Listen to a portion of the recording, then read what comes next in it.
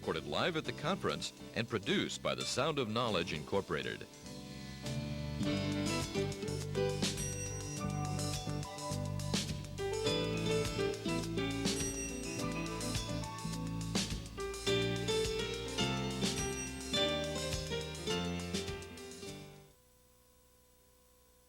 The truth about ASPs. We have Diana Kelley and Ian Poynter.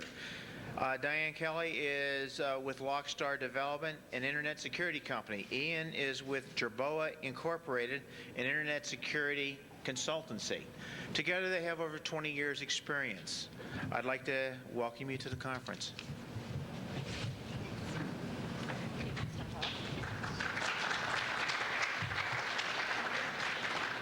Now I was going to get to find out if this works, right? Is it working? No. Okay. All right, you sit. I'll take this off here. There you go. Oh yeah, that's right. We can walk around. Sorry about this.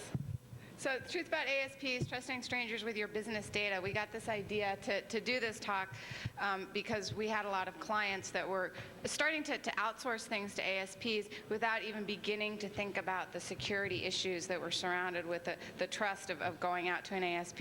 And we got really curious as to what is going on with the ASPs, and should our clients actually outsource their trust to them? And as we started to investigate, we learned some very interesting things.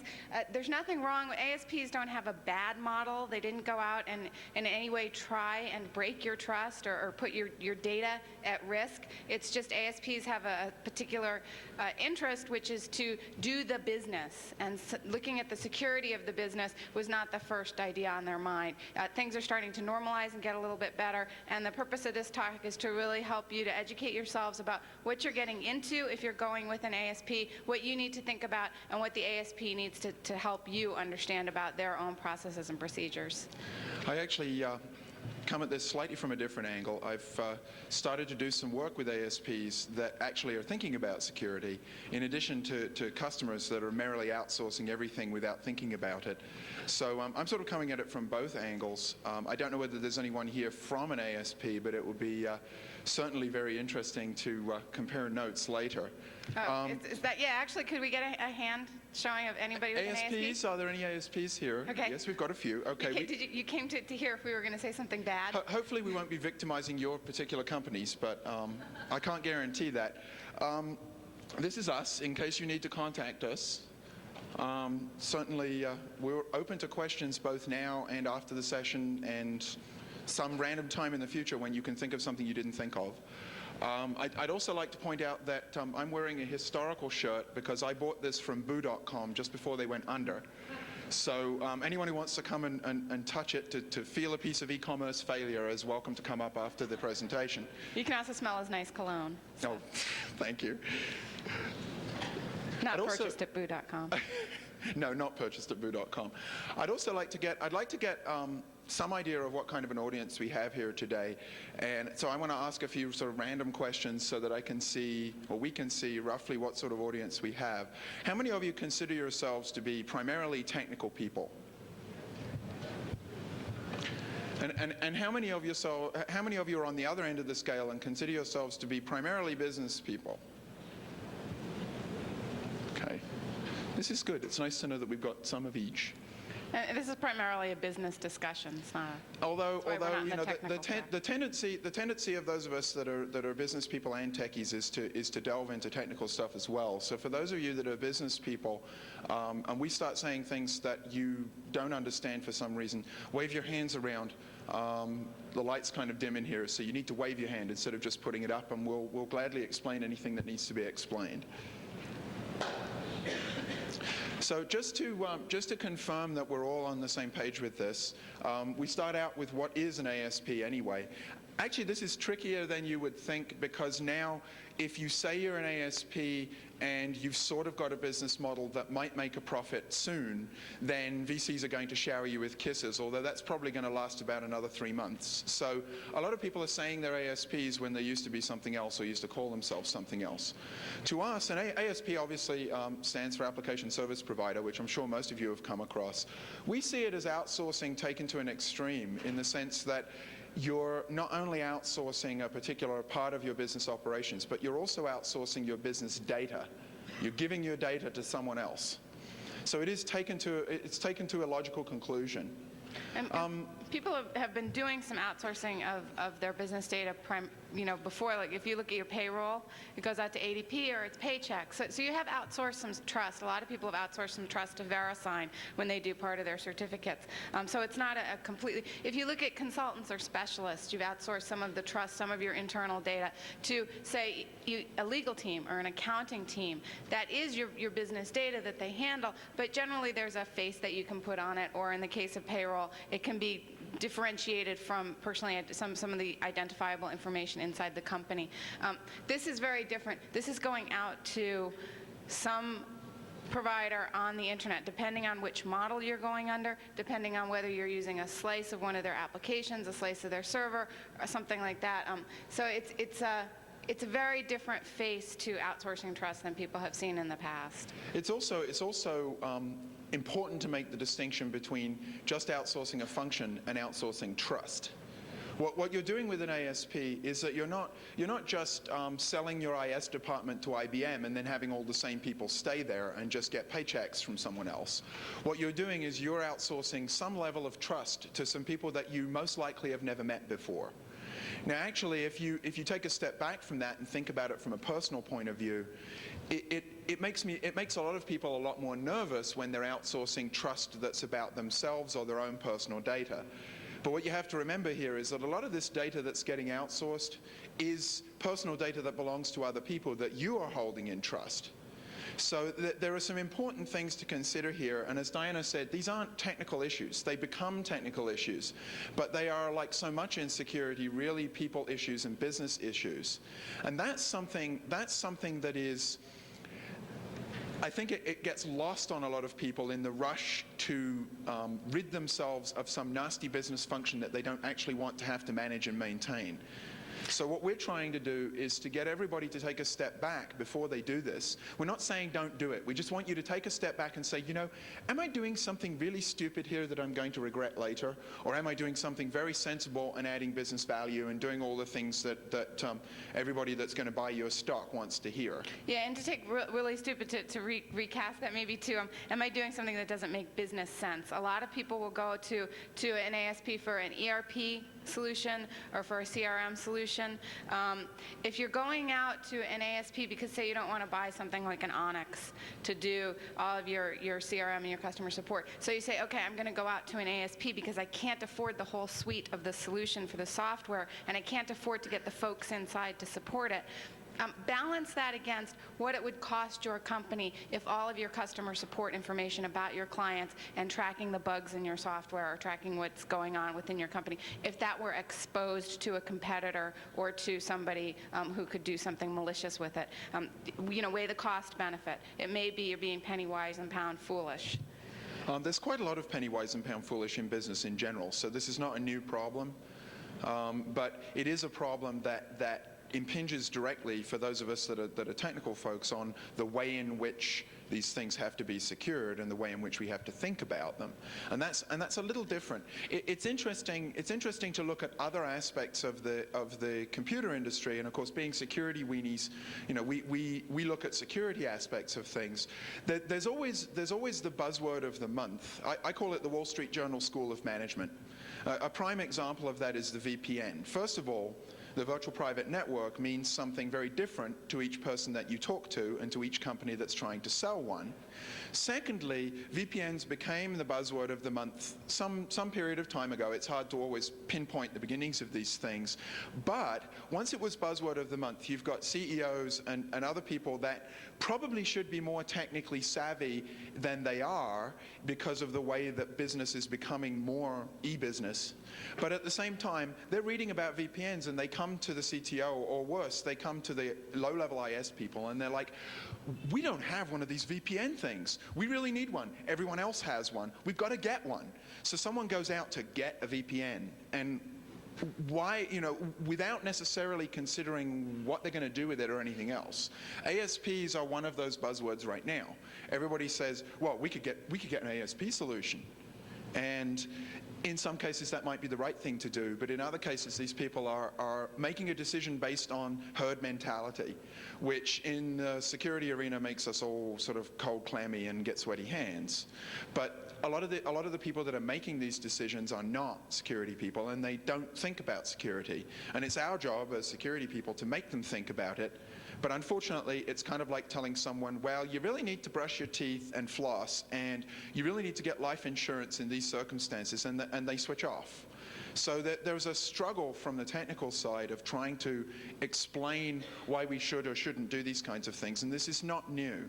The solutions to these problems are similar to the solutions to other similar problems that we've all come across before. Yeah, the sales pitch is really seductive coming from the ASPs, and I don't mean to be negative. I mean, that's the right thing to do. If you're an ASP, you are giving people a lot of benefit for them coming to you. They don't have to get all of the support internally. They don't have to hire the people to manage the solution. They can put that all out to the ASP. So it is a very seductive sale, but don't be too seduced. Really ask the hard question about what are they really going to offer, what kind of liability, and some of the questions that we're going to come up with here. Now, what we're going to do now, the ASPs that we specifically mention here, we haven't singled them out because they have problems. We've just singled them out as examples of different types of ASP outsourcing and the models of what these people are doing. You may or may not have heard of these. We're just going to mention each one, and we'll talk a little bit about what it is they're doing, just so that you've got a framework. Yeah, because if you're not familiar with ASPs, it is a bit of a garbage pail term, as Ian was saying, with VPNs too. You know, you can, Sprint calls if you're dialing from your house with a regular, voice call POTS is a Sprint VPN now.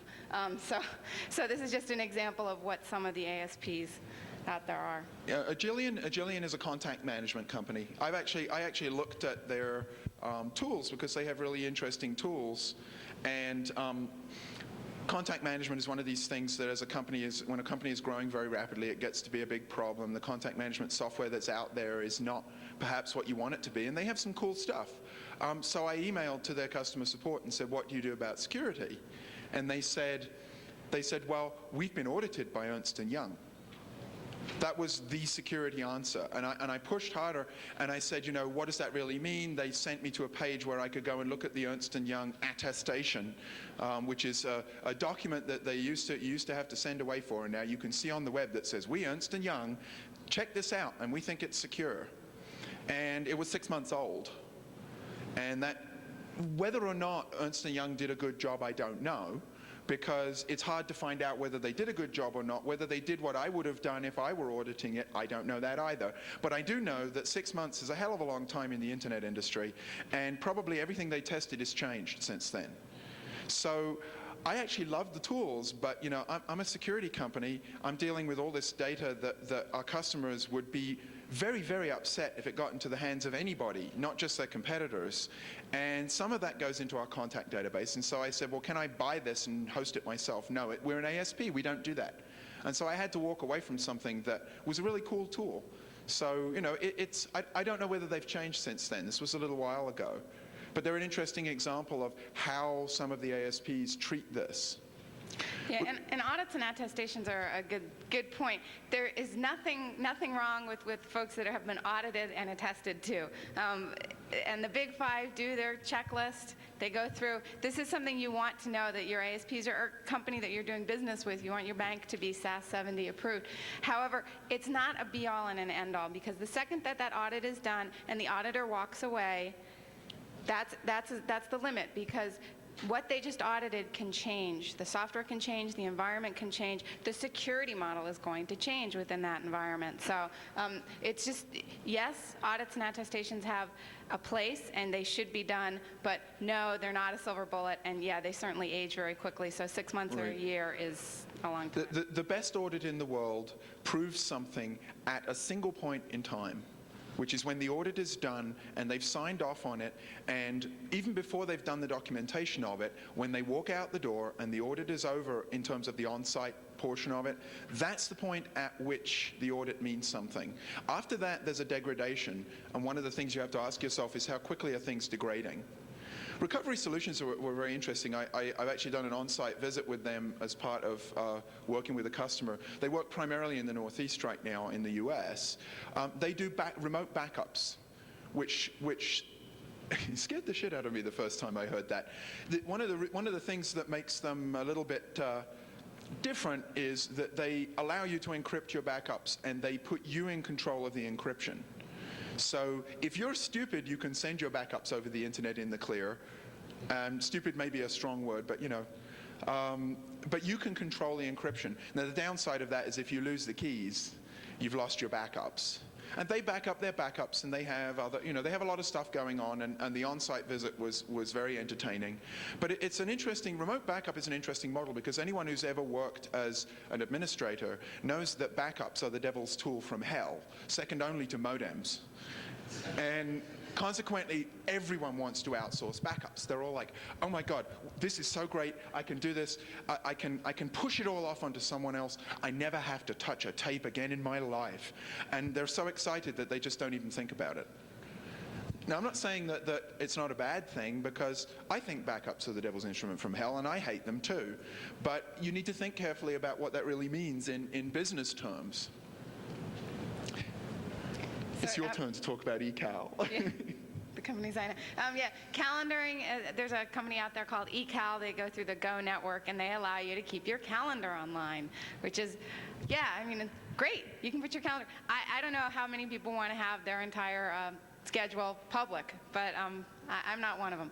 And they will do this for group calendaring and you know, within your organization calendaring, company calendaring, and it is offered right now through, it's a sticky thing at portal sites, but they are rolling it out to businesses. They do offer it, though, unlike Agilion, they do offer that you can buy the server and put it inside your company as well, so you can actually get their tool without having to share your schedule up over the internet. Storage, which is a little bit similar to the backup concept, right. but you can access it. The sale for iDrive is, hey, you know, you get terabytes of storage, which is great here at our site remotely, and now you're going back and forth and pulling your data. It's cool if you're just storing things that, you know, like pictures of red pandas that you don't care if people see, but if you're storing anything that is proprietary or you need to keep secret, you better be storing it encrypted and sending it encrypted. What's interesting about the remote storage is that a lot of these things are tightly integrated into Windows, so that you have a drive letter that's remote on the internet, which means if you're dealing with naive users who see this terabytes worth of storage that you've just given them, they don't have any conception at all for what's going on under the hood, and nor should they. That's why it's so convenient and so tempting. But what it means is that someone somewhere needs to make a decision, either to put policies in place and enforce them to keep the people from putting the wrong stuff there, which is pretty much impossible, or you have to make sure that when stuff is stored, that it's actually going to be stored securely in a way that fits in with your security policies and your model. I mean, there are a ton of other ASPs. I've been looking at one called iSend, which is backed by Pitney Bowes. That's secure document delivery, which is making all the law firms hot under the collar because it integrates with a document management system called iManage that a lot of them use. And I've been sort of digging into that. I'm actually in the process of doing that right now. And sometimes getting security information out of these guys is like, it's worse than pulling teeth. It's like pulling teeth and asking to do a root canal at the same time. They're really reticent. These guys have actually, iSend have been pretty good so far, but I haven't gone very far along that path. So here's what we're going to cover in this session. And again, we're only too happy to have people steer the conversation by asking us questions as we go along. We'll have a question and answer session at the end, but you know, this is about information transfer. It's not just about us being talking heads. So we want to hear your questions as we move along. Yeah. For customers, we want you to know what are the kinds of questions you should be asking the ASPs and that you should be asking yourself. And for any ASPs here, these are questions that we found our customers needed to have answers. And as we started working with ASPs, these are the questions that they were working through themselves in order to be able to really provide a full secure service. This is our first question of the day. I'm sure we can all collectively come up with some more questions that we haven't asked yet. I'm constantly adding to my list of things that you need to ask an ASP. One of them is, this is a tricky one because longevity in the current marketplace is a very difficult thing to deal with.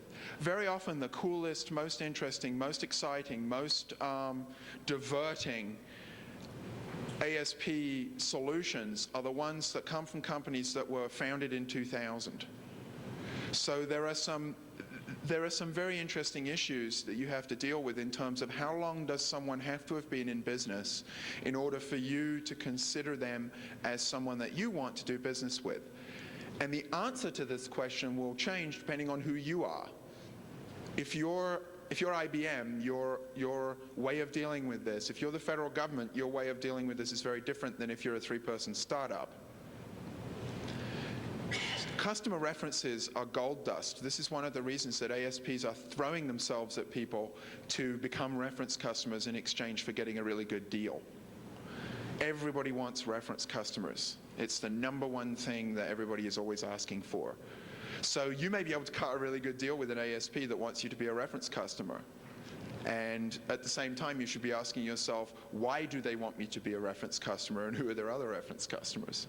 Right, and longevity is, again, it's a balance, right? Because there are some ASPs out there that have been in business for 6 months because they're doing something new, and no one else has ever done it before. So you're not going to find somebody who's been doing it for 6 years. That's part and parcel of what's going on here. So in that point, customer references really matter. And also, you can take a look. You can look at longevity in another way, which is what's the pedigree of this company?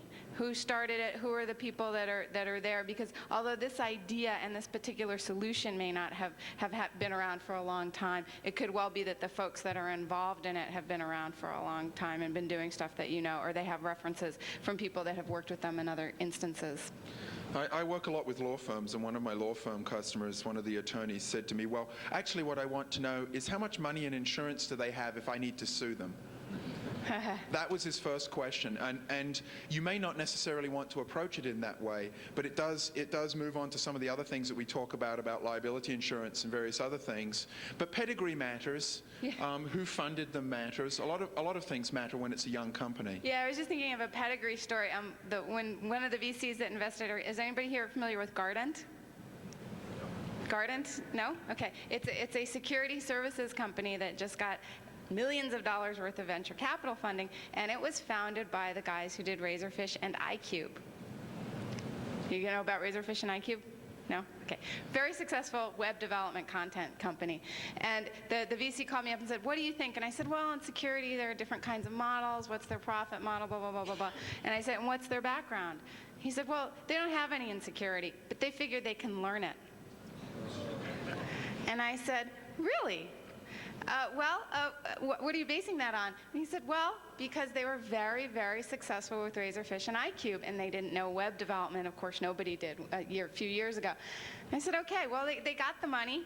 In that case, and I hope it's going to be a very successful company, but in that case, it's a good example of somebody who took pedigree and passed as a good proof point. In defense of Guidant, because I know people that work there, they did take some of their money and acquire security consulting division of another company that brought with it some people with a serious security pedigree. So, but it was just a little unnerving to hear security being treated like you could go down to Sears and buy it. Which is something that I think a lot of us have run into. And those of you that are business people rather than technical people should learn real quick, if you want to do well in the security field, that you can't go out and buy security in a packet and sprinkle it over stuff like magic dust.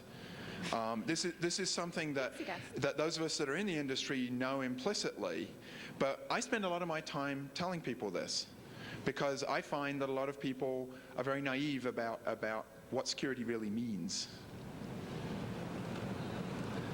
This is the thing that all the technical people probably don't want to hear, but sorry. Yeah, who's cringing at the word policy? Yeah, hands up, who's cringing? this is a sad truth. It's one of those things. This is one of those things, actually, if you take a step back into more general security, security policy is another one of these mantras that everyone learns. Well, we need a security policy. But most people really don't have any idea what should be in it, or what it is, or how to write one, or how to know a good one when they see it, or how to pick holes in one when they see it. But even one paragraph written down on a piece of paper that everyone in the company has actually agreed to and understands is better than nothing at all.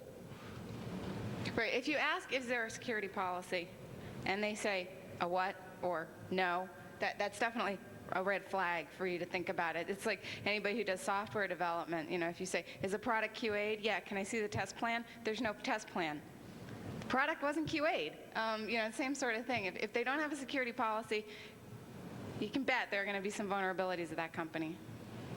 The other question then is, if you have one of these mythical security policies, I once was years ago giving a class about just security in general, and we talked about policies, and this one guy was just really not happy.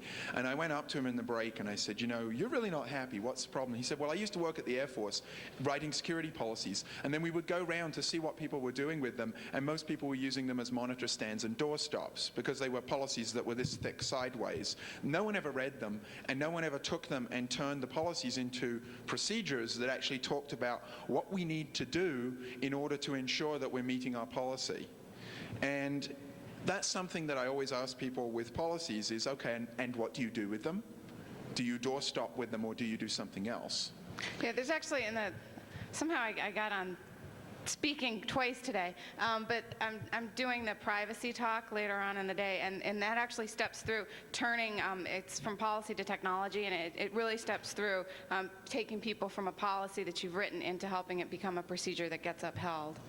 And you need to look at how they're actually ensuring that their policies are being followed as well. People write policies and procedures, and then everyone just ignores them and does what they want, which is, it's a natural human tendency, but that's not acceptable when you're the person whose data they're doing it with. Right, there was someone over here actually had a question. Oh, so. Sorry. What if you ask a provider if they have a policy and tell them what we do?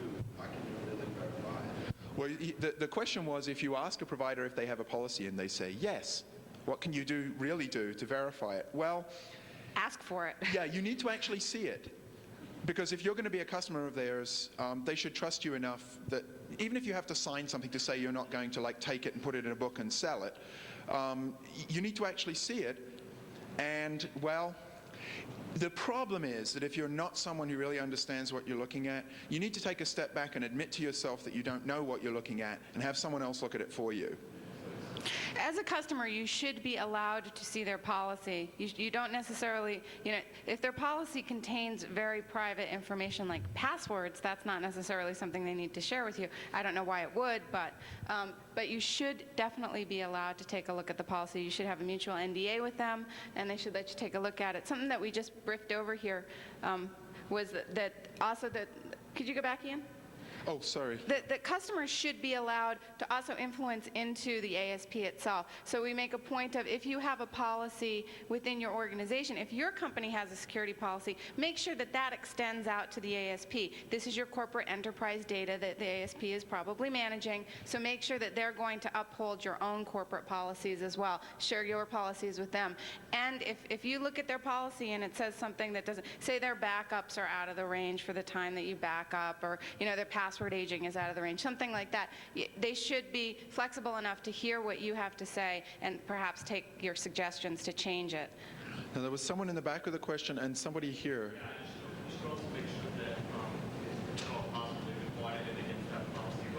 Right.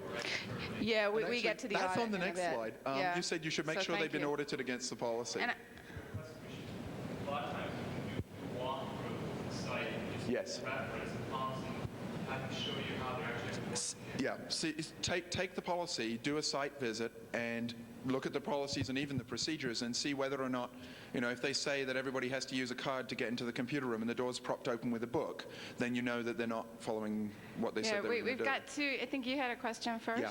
Yes, I do. Scott Parker, Secure Network Consultant. What are you finding, and you're preparing for this presentation, that these ASPs are using What are ASPs using for compliance management software? Are you finding most of them are using? I'm finding that most of them are shooting from the hip right now, but that's, you know. Yeah. If you want brutal honesty, which is what I usually get paid to Banks and financial institutions, something called SAS 7. right. Well, SAS 70 is, yeah, that's an audit that SAS 70 a SAS doesn't- 70 auditor needs to complete. But as far as monitoring compliance software for the standard, the startup ASPs, they're getting their business models out there, and security is really coming as an afterwave, afterthought. And they just have not, most of them have not built security, and they don't have monitoring Oh, maybe there's a for market there. compliance. Most of them don't. No. It depends on the company, and we of course don't know every single ASP on the planet, but really the majority of what we've seen has been that folks are now starting to bring that They're in. coming back and ISPs retrofitting. are ahead of the game, right? They've been in business for a long time. They've had the problems with the reliability, so they know what it takes to stay up and stay running, but the ASPs are just starting They're to getting there. learn a lot. I mean, since we're in Vegas, I suppose I should bet. I'd be prepared to bet money, real money, that 95% of ASPs don't use anything at all, and that the other 5% are really only just thinking about it, and that maybe 1% of them are actually doing something. I'm not taking that percentage. I'm not going to go out there with a percentage. I'm I sorry. didn't yes. say how much I was going to bet Yes, yet. ma'am. I will say that it should never vary. I was just more like your comment, we are working with an ASP, that we ask for a copy of their security policy, and we actually do assignments of it. And as you said, they have doors propped open. Right. And all sorts of things. But because they want us to be one of their, They wanted you to be a reference customer, and so when you they want to use us in their advertising. When you bitched and complained and said, they jumped. Well, they're young businesses, and that's something you can use as leverage. Is if you're a big established company and you really want to use the ASP. I'm not sure if this side of the room heard what this woman just shared with us, but she said that they are using an ASP, and they looked at the security policy, and then they went in to actually validate that the policy was being adhered to, and they found very scary things. They did find the doors propped open. They did find passwords taped up on monitors, and yeah. So she was just validating that's exactly what happened. But since they wanted them as a reference customer, they did snap to and change and address the There was issues. one question or comment from here. Do you find ASPs outsourcing their security work? Are the ASPs Yes. outsourcing their security? Yes. Yes. And Yeah. then, of course, you have to worry about who. I mean, this is the and they told two friends and they told two friends problem. It's I'm outsourcing to you. What are you outsourcing? Right. And we're becoming this interconnected web of everyone outsourcing to everyone else, so that no one actually has to do anything.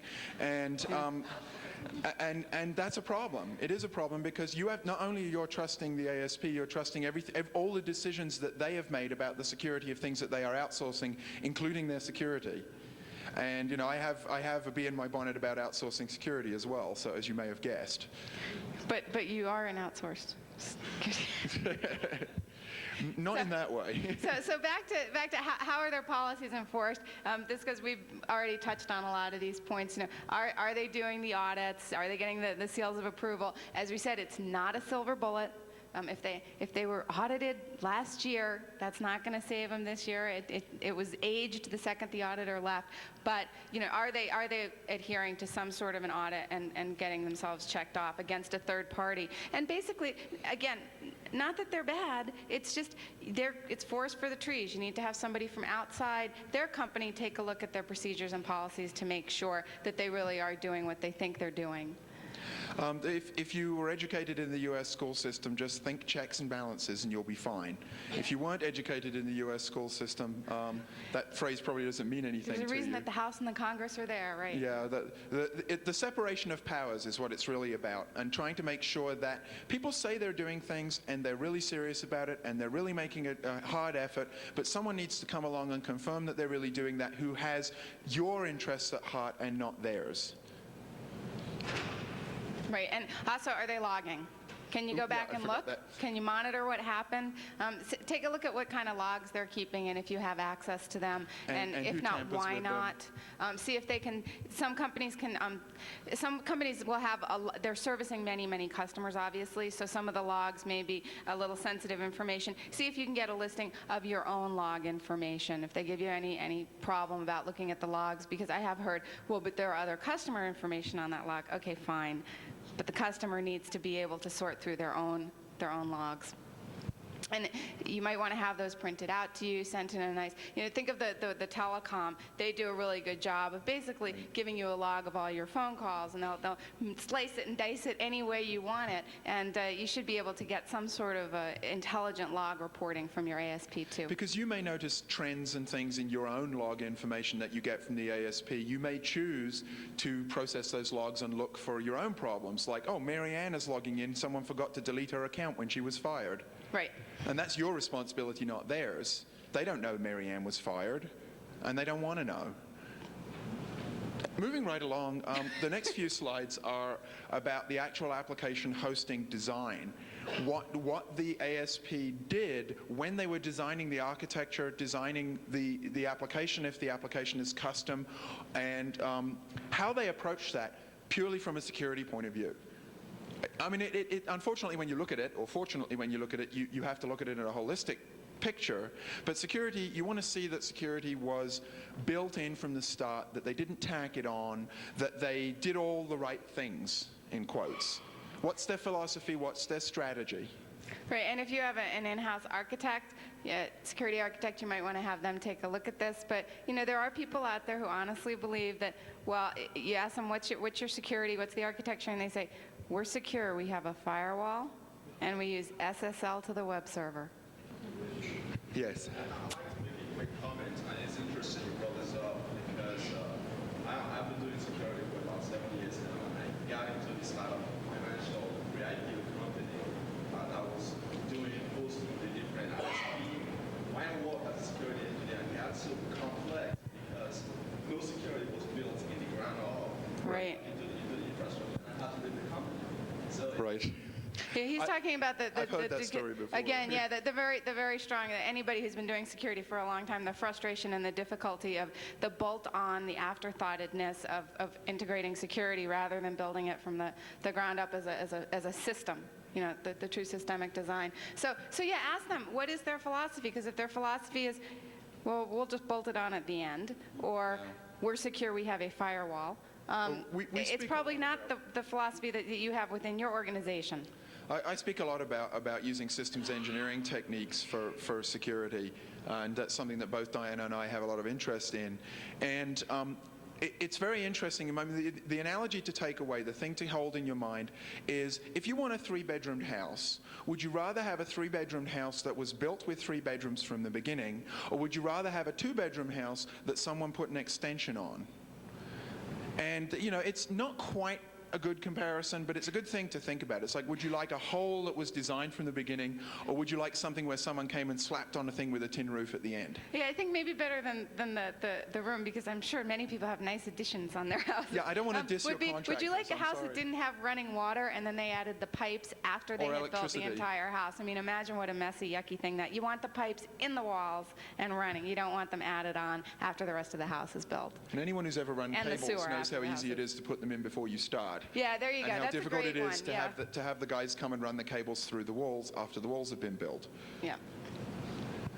There are a number of things, a number of red flags to watch for while you're thinking about this. The first one is that there are problems with shared servers. If the application, we'll get to the application design itself in a while, but if the application is not properly constructed and your data is on a server that's being shared with other people, there may be very easy ways that your competitors who are using the same outsourcing service as you, the same ASP as you, because it meets both your business needs, have their data on the same server as you, and they just fudge the URL or whatever, and they're into your data because it's on the same server. And now, some of the companies will let you actually specify, I need my own server, but they're going to charge you more for it. and this is a nasty, nasty case of history repeating itself. Anybody who was doing security and helping the ISPs setting up their architectures years ago, you saw a lot of this out there. They would put up a web server that 100 people had access to, and it turned out that you had, especially when people were using some of the new tools that were out, and some of them were particularly flawed, like the front page server extensions, all of a sudden, great, you could post to any of those 100 websites that were on that server. And we're seeing that again with the, unfortunately people are, we keep relearning lessons in this world, and people are relearning that one. I'm sorry, there's a question over there. I was just, this is another comment, it's your looking at ASP. Just because it's a company that's been established for a long time, Yeah. that maybe has some experience in You mean the ASP? the ASP, just because they have some experience in the security world, perhaps, or whatever they're trying to do, do not assume that they answer these questions. Yeah, that's That's a very that's good an point. excellent point. She said just because a company does have longevity, as Ian said, it doesn't mean that they have answered these questions. So don't, they may seem a kind of, like, well, gee, don't they think about this? Isn't this, their whole purpose in life? No, a lot of them really haven't. So don't assume. That's a great point. Don't assume because they've been around that they've done this. Yeah. Yeah. Let's make a comment about audit. About audit? About About auditing. Yeah. yes. Because I've seen a number of audits, and at this point, I think in the security field, for the most part, people understand host-level access control, how to secure an operating system to a certain extent, and network topology and how to design physical network topology. We do this really well, but scrutinizing the application logic and looking at each individual application, which when you go into a site, it's a completely different application. Right. Yeah. The People are, we've gotten to a certain point. The comment here was a lot of people have kind of nailed down the basic network topology, the base host level access security, but now that we're getting into application design and application logic, we're seeing a lot more problems and You can bugs and certainly vulnerabilities creeping up. You can certainly put a totally insecure application on a totally secure operating system and be very well screwed. Right. Yeah. It's true. And then you can get, the brand Right. or whoever to say, yeah, we did our job. but Right. Well, when people say we did our job securing the system, it's your job to turn around and say, well, what was that job? What did you actually do, and what were you thinking about when you did it? We're gonna move on because we're running a little behind. Physical and network security. This is another much overlooked thing. People understand they need to actually secure the server that they've got this stuff on, but they don't truly understand how physically secure you might want their facility to be. This is the propped open doors problem. Right. Right. Yeah. And also, and really take it. And it depends on the level of security you're looking for. I mean, if you're not doing something that's really highly sensitive in your company, or this isn't highly sensitive data that the ASP is dealing with, you may not be as concerned. But if this is extremely highly sensitive proprietary data, you might want to get somebody who understands physical auditing to come in and take a look at their facility. A good example is that a lot of times when I was auditing financial services and brokerage houses, they'd have these really good locked down server rooms.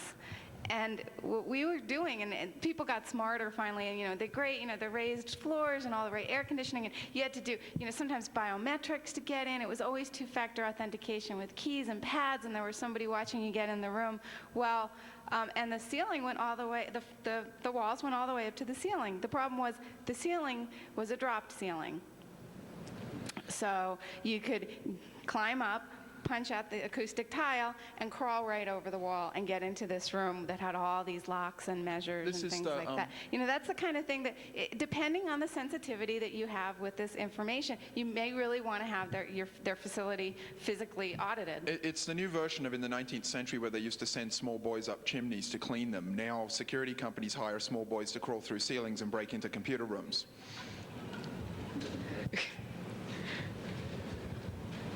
The Or other cats. part of this, oh, sorry, are you going to talk?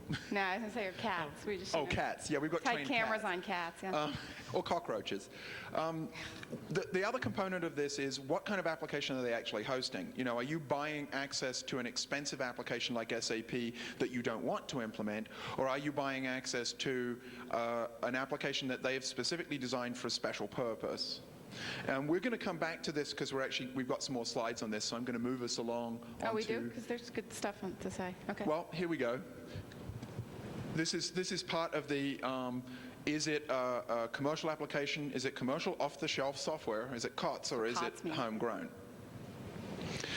If it's COTS, if it's something that they went out and bought, let's say they go out and buy SAP and they deal with all the horrendous documentation and they torture themselves with all of the horrendous problems of setting up an SAP system, and they provide you with a really great interface to it that's mostly web-based and you're really happy with it, and a security problem is found by the ASP.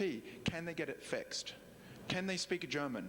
Do they know how to talk to SAP and actually talk to an engineer and get the problem fixed in a reasonable time frame? Are they smart enough to be able to work around the problem? Are they prepared to disable a part of their service because there's a serious security problem? How much control do they have over the software? The same questions apply if you're using COTS software yourself, and they're very difficult questions, and there are no really good answers to them. And in some ways, this is really a plus for the ASPs if you're going with a big 5,000-pound gorilla COTS solution like a Bon or a PeopleSoft or an SAP. Because if you're a small company, you could call up PeopleSoft and say, hey, found a problem, and they're like, yeah, we care. You know, you're a small client and you're not important. But if the SAP has a lot of clients, they become a very large and important client to that COTS vendor. So all of a sudden, you may have more leverage through them because you're important to them and they're important to SAP or to PeopleSoft. Leverage is good when it comes to off-the-shelf software. The more you can get, the better. There's also a question of vendor reliability, but it's all part of the same thing. It's like you just need to consider, this is the same as are the ASP outsourcing stuff. In this case, they've effectively outsourced the development and security of the software to someone else. Is that someone you trust? Right, you're making two decisions now. You're making the decision on what is that software going to be. Is it going to be PeopleSoft, Bon, SAP? And then you're also making the decision, is this ASP the right one to implement that solution for me? Of course, the opposite, the other approach has just as many problems. If they're homegrown applications, were they built with security in mind? Did they build with security from the ground up, or did they just sort of go to the technical equivalent of Sears when the application was done? How often do they modify the application, and what's their change control process for that? Do they do quality assurance? Do they have a test plan? How do you know that they're not going to put something up? And we've been through all this already. They're not going to change the application on a Sunday, and you come in on Monday morning, and unbeknown to you, there are now serious security problems in the application because they had no quality control, and some engineer came in on the weekend and decided to fix something. You need to worry about their software development process. There are a lot of opportunities for error in this. Yeah, and again, this is something, if you don't have the experience in-house and you really need to make sure that this is secure, where your data is, get somebody from outside to help you out with it, to take a look. I mean, I've seen bizarre things, like people storing administrator usernames and passwords, in a regular old, registry key. That's it. Unencrypted. Nothing at all like that. This is one of the things. Or in scripting, you'll see username, passwords, and a scripting file on a web server. I mean, again, unencrypted. Or a golden login to the back end that's an SA admin to a database. You don't want that kind. An SA admin is, if you don't know, is suffice it to say, it's bad. Yeah, so you don't want there are some very huge holes. What I just described are all ways that somebody could get in and run through your data from the ASP, and it's not necessarily that they may just not have thought through or understood the security implications of it. So get somebody to take a look at their code, to take a look at their security and how they're storing. Of course, the same problems exist in off-the-shelf software as well. So. It's kind of Hobson's choice, to use an English phrase. You can choose something awful or something else awful, and it's not really a choice at all in some ways. But you do need to think about it. There was a hand in the back there. Yeah, I have a situation right now where I have a vendor that's wrote some custom software, and they believe they're going to take the application to some kind of an ASP concept. Yeah. All the same things that you're talking about apply. They don't have any policies.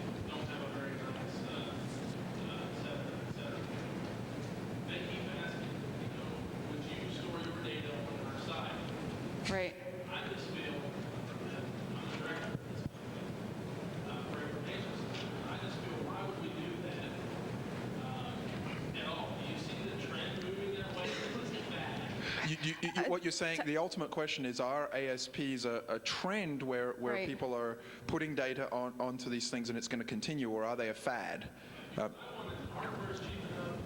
Right. You want to do it in-house in order to... It's not completely clear right now. A lot of these things, to me at least, a lot of these things come and go. I mean, I've actually seen a similar process with web servers. People, initially, they were outsourcing their web content, putting it on a hosting service. Then they pulled it back in-house because the hosting services weren't good enough and they needed to control it more. Then they put it back out because the hosting services improved. Then they pulled it back in because they're doing e-commerce and they're not sure about what the security implications are. Now the hosting services are saying that they do e-commerce and they're pushing it back out again. I think we've got to go around and around this spiral a few more times before we end up with something. I think with ASPs, my opinion, and Diana, I'm sure will give you hers as well, is that some people are, we're going to end up in a balance here where people who take it seriously, takes data security seriously, are going to ask themselves a lot of questions, and then they're going to make a decision based on business goals. So when the business goals versus the security needs for the data fit in a certain pattern, they will go with an ASP and all that that means.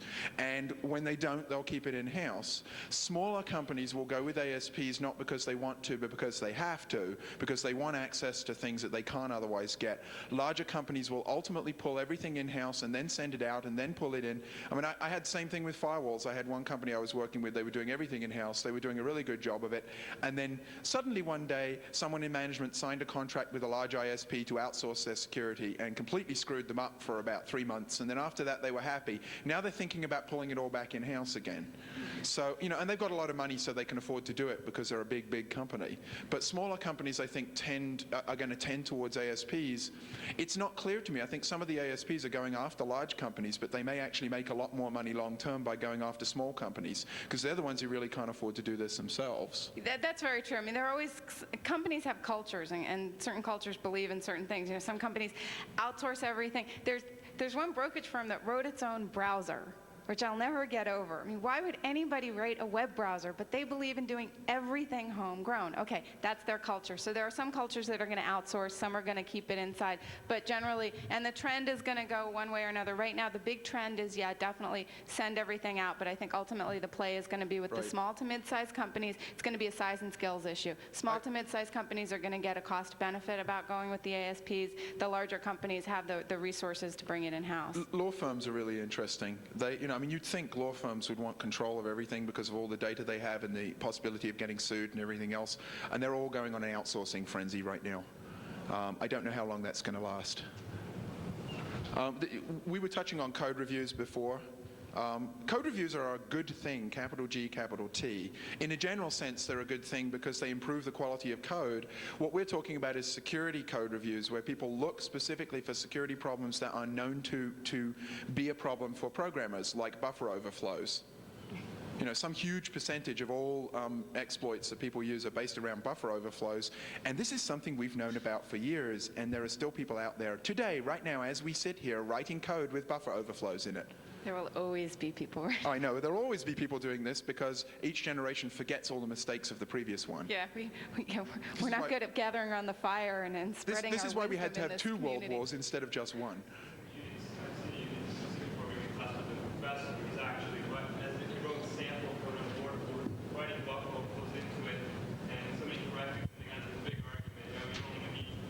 Right.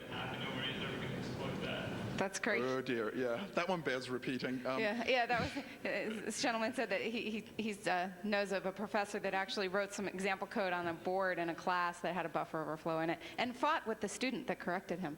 Also, the next point, it sounds kind of redundant, but was the review independent? A lot of people are doing code reviews, but they're doing them in-house with their group. And again, if you've ever proofread a paper before you've handed it in, or an article before you submit it into a magazine, you'll miss mistakes because your eye is used to what's supposed to be there. So you'll read what's right rather than what's wrong. That happens very often with code. I have 2 other words that go along with that: peer pressure. In-house reviews can be good, but if there's no independence between the reviewer and the author, and one of them is the manager of the other, or read everything into that you want to. But peer pressure is a big problem in security. Oh. And also, how often do they do this over again, given that they're changing their code every 20 minutes? Right, and there's a question here. Hi. The question is, among those companies you find that have documented security policies, do you find that they put the code review in the security policies, or is it something that largely The question was among the, I'll paraphrase it, among the minuscule fraction of people that have security policies, do they actually include code review in their policy? I don't think I've ever seen a policy that included a requirement for code review. No, I mean, there are different levels of policies at enterprise and at companies, and usually there's an overarching policy that you'll see that is not in the least bit technical, and then you'll get more into lines of business, into particular, striated, stovepipe policies. But the code review itself may be at some low-level policy, but never in one. I've never seen it No, in a broad. I have. There's someone over there, There's actually. one out there.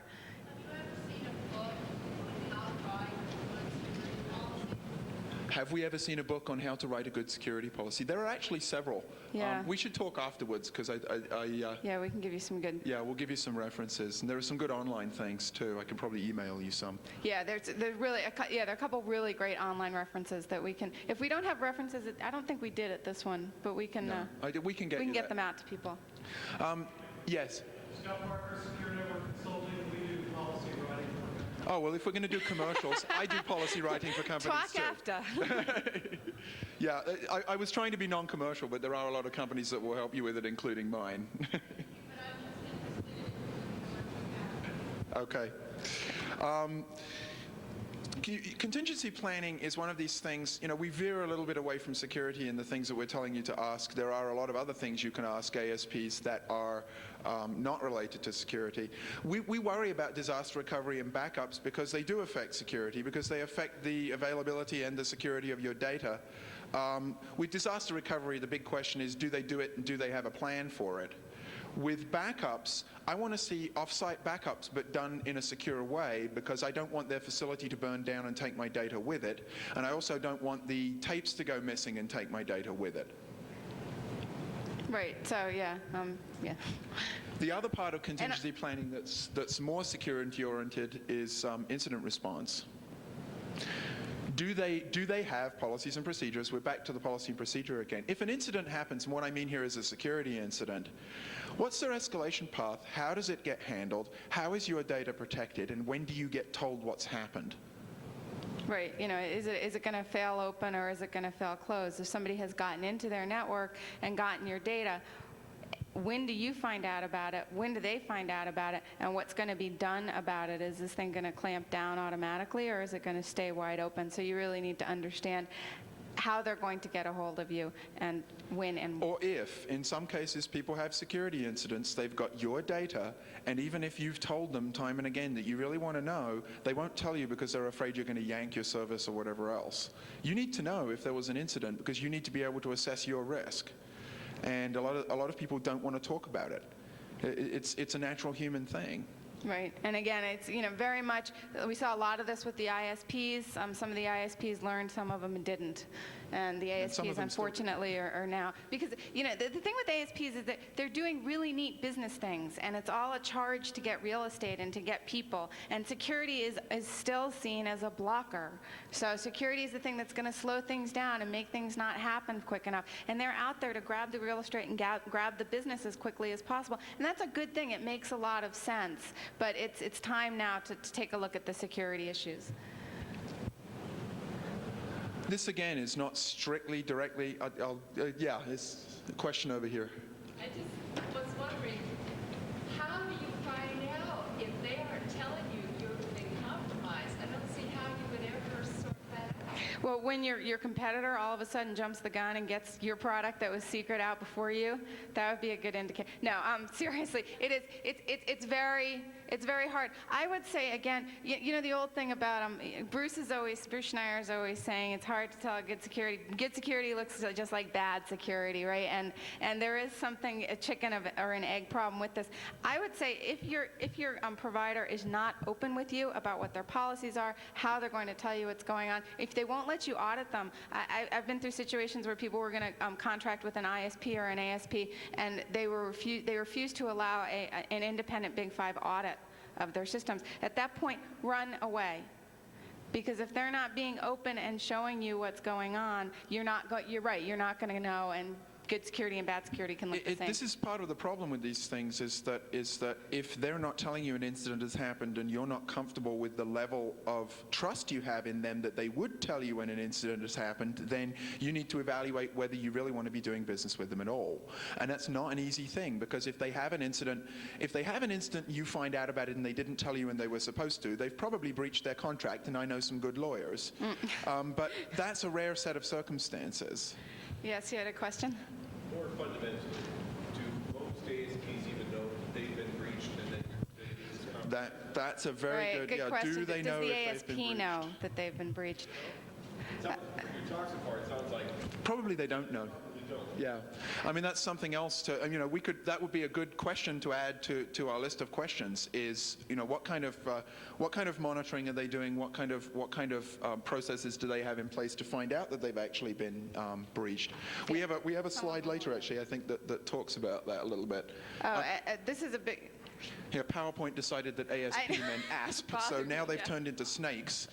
No direct Sorry pun about intended. that. That just You took can me see, back for a we've looked second. at these slides dozens of times, and the proofreading failed, and we should have had an outside There's the proofreader look at example, them. Right. But yeah, availability, this is going to be it's a business cost to you. If you can't get to your site or you can't get to your data, what's that going to cost you?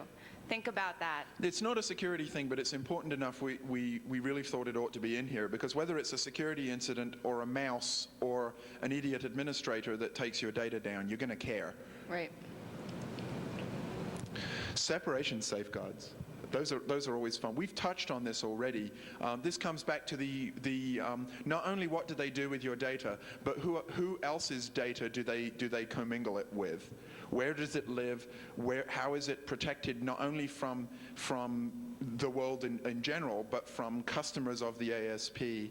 How do they keep it separate? What do they do? And this is on all levels. This is not just what do they do in the application, or not just what do they do with the backups. Or it cuts across everything we've been talking about. Right, and the employees contractor thing points out to the outsourcing of the security, right? If they're outsourcing their security, then that person has access to your data potentially. So, you know, look at everybody who touches your data. See if they can give you a flow model of who's going to touch your data and why, what level of, you know, is it the backup administrator? Can they see it? Is it the guy who's running the NOC 24/7 who's just is waiting for an incident response alarm to come up? Is it just administrators? Is it just your company? Can you make it so that only you have access to your data and actually nobody at the ASP has access to it? You know, check out how those policies. You and could rules are summarize written. this. You could summarize this as it's 10 o'clock. Do you know where your data is or are, depending on grammatically how you're. Yes. Could you address the situation? We're talking about getting into this, getting into production, but there are situations where companies go belly up.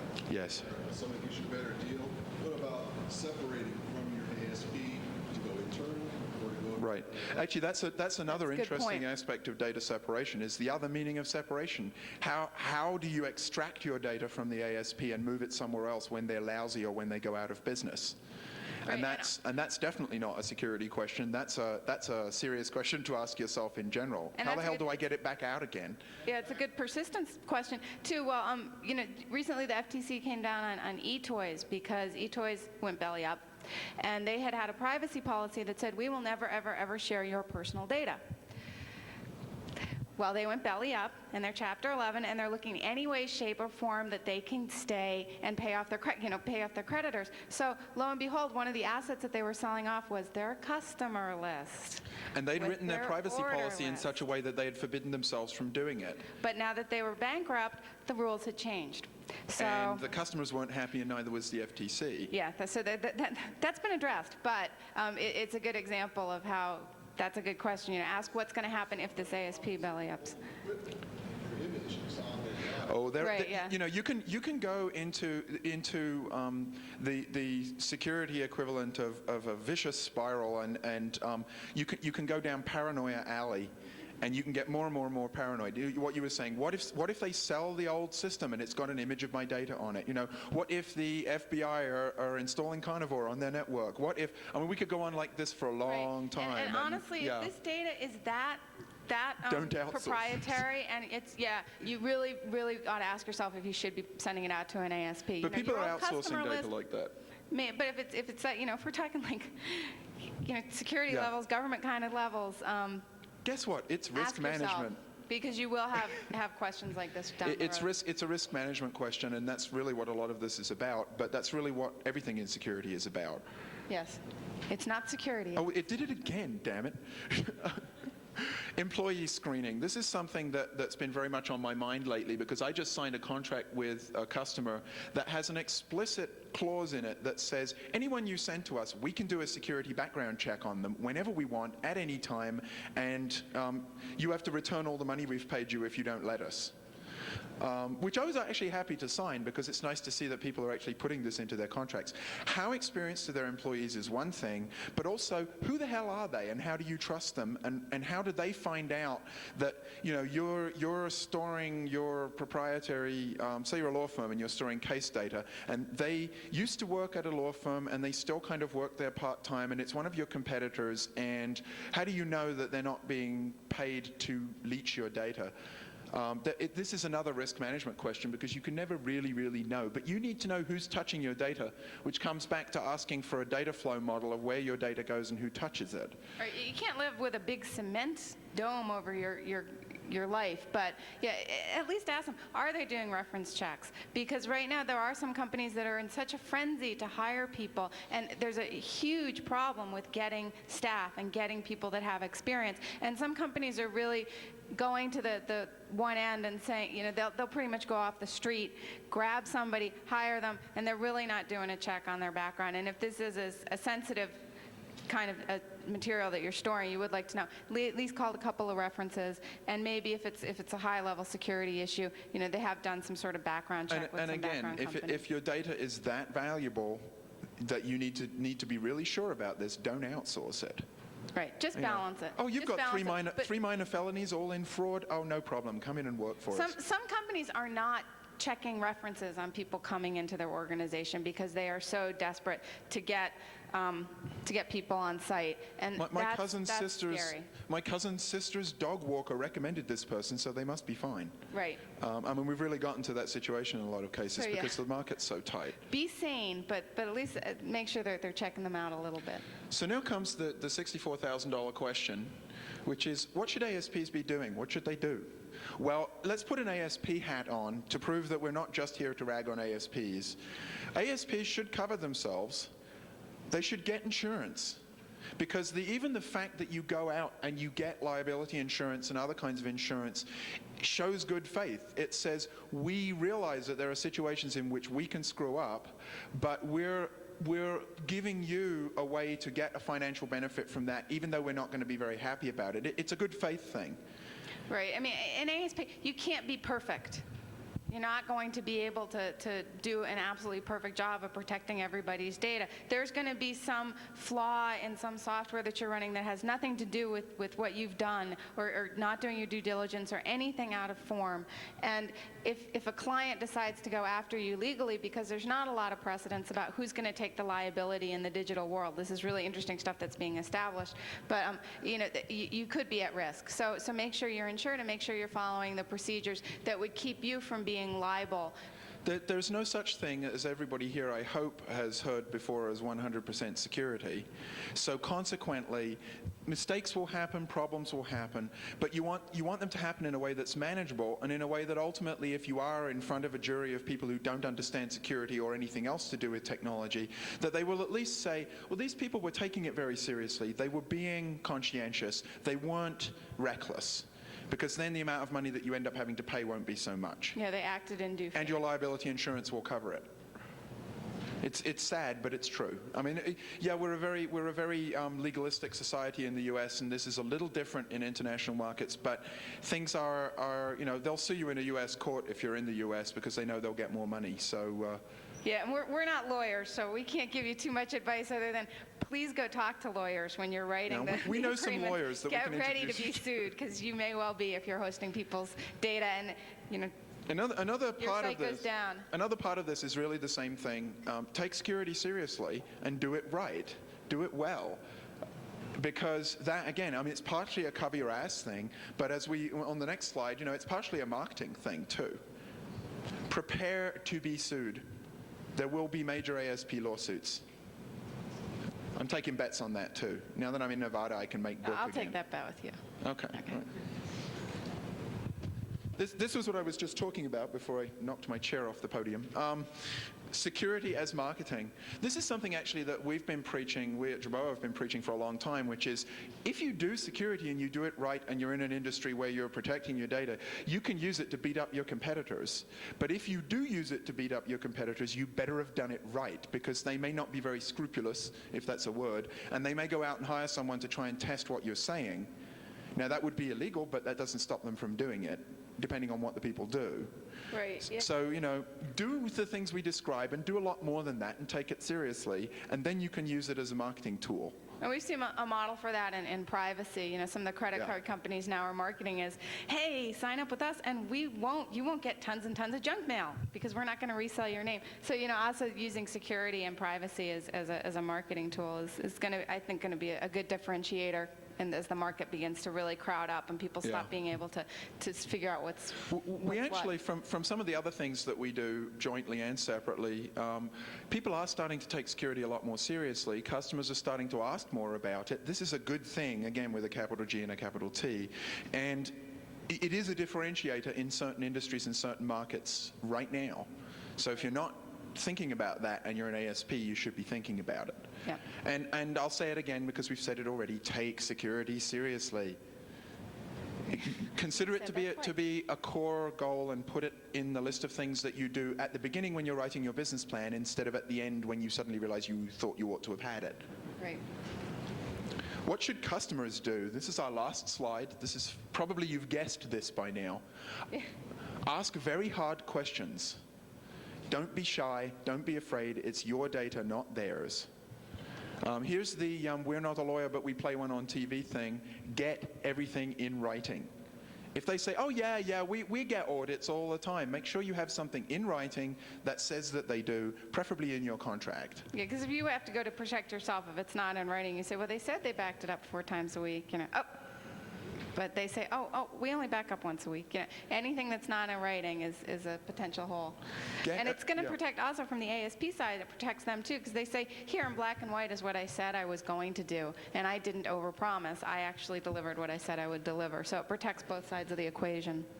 You know, and get assurance about the availability, the coverage, all the SLA information. I would just get in writing. And on the customer side, get yourself some insurance too, because if it is a breach on the ASP side and you have lost business, and if you're a small business, that could mean a big difference to your bottom line. You make sure that someone's out there to if you're a small give you some business, protection on when you're going out of business because of a mistake that was made by your ASP, you'll be very glad you did all of this. it. So that gives us we have 15 minutes to lunch. If anybody has questions, we'll open the floor for questions.